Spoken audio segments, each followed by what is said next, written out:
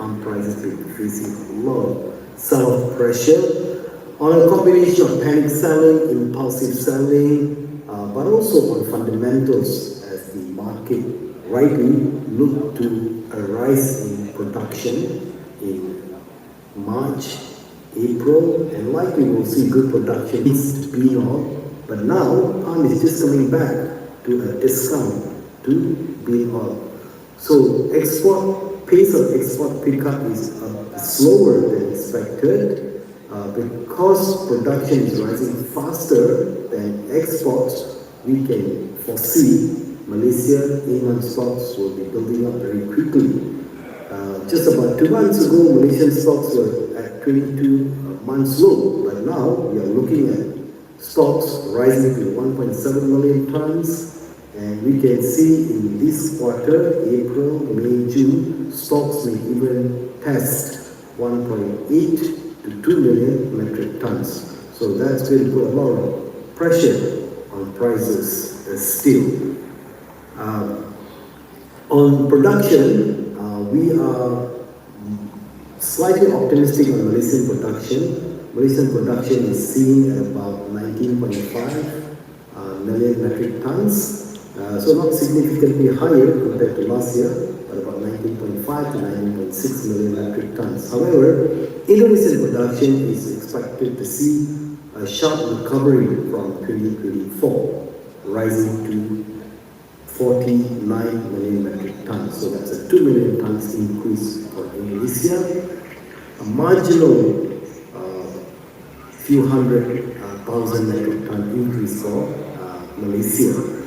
So we have a situation where production in Malaysia is unchanged, production in Indonesia rising strongly, exports are just beginning to pick up, but we have not seen a real surge yet, and we hope that exports will rise in April and May and June.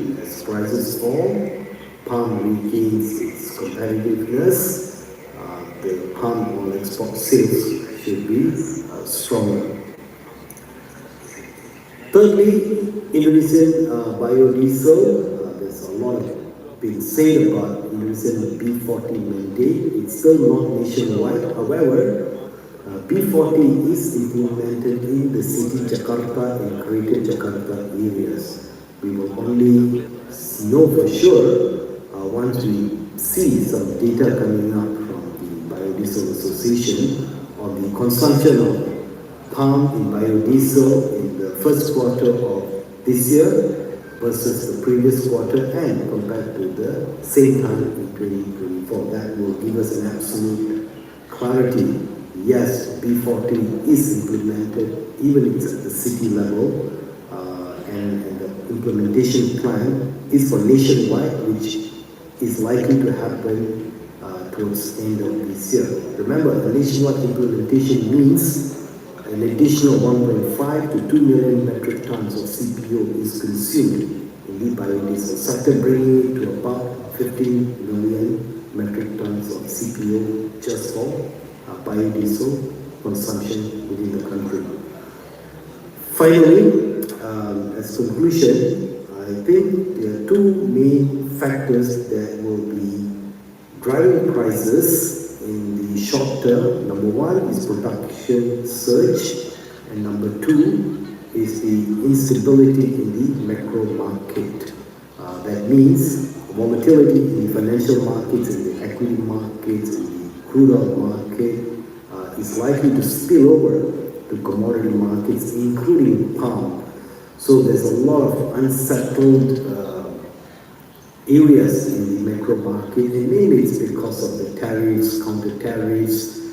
There is no clarity, there's no steadiness, there's a lot of mandate complexity to this, causing a lot of hot money to move in and move out, causing a lot of this risk on and risk off factors, which is causing palm market to be very unsettled, and this is made worse by palm going through higher production season. So that's why there's a lot of pressure for prices to come down right now. But the upside of that is food price inflation will be under control.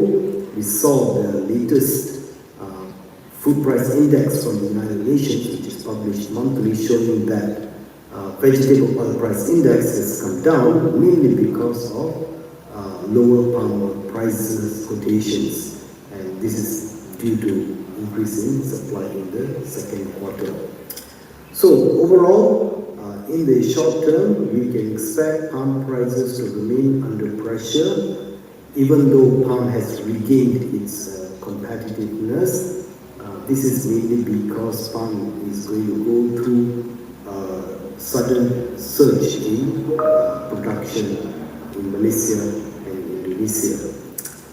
Other than that, I think in the longer term, palm prices will see some recovery, perhaps only after we have seen the peak production in August, September, and October. So the higher prices is left towards the end of the year rather than in the immediate next few months. With that, I thank you for listening to this presentation and wish you all the best in Global Dubai and all the best in 2026. Thank you and goodbye. Indeed, let's have a nice warm round of applause. Thank you so very much, Dr. Sathia Varqa. Once again, he wasn't able to be here, but I'm sure this message has been of immense benefit to everybody.